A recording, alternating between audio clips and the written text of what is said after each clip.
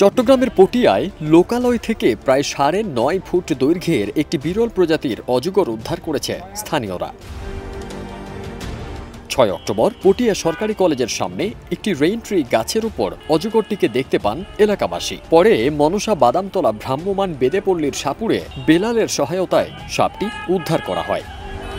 এলএমই certified বিশ্বসেরা কপারে তৈরি Walton cables, যা আপনার স্থাপনাকে রাখবে সব সময় নিরাপদ।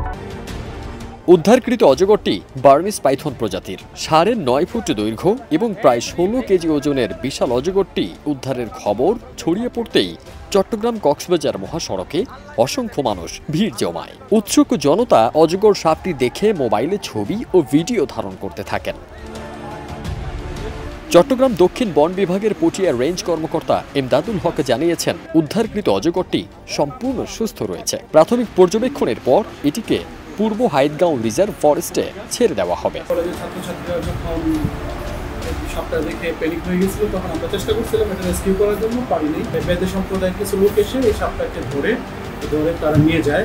স্ন্যাক রেস্কিউ টিমের সহযোগিতা নিয়ে আমরা বন বিভাগ প্রক্রিয়া থেকে যাই, এই সাপটা উদ্ধার করে নিয়ে আসি এবং এটা আমাদের উন্নত কর্তৃপক্ষের পরামর্শক্রমে প্রকৃতিতে অবমুক্ত করা হবে।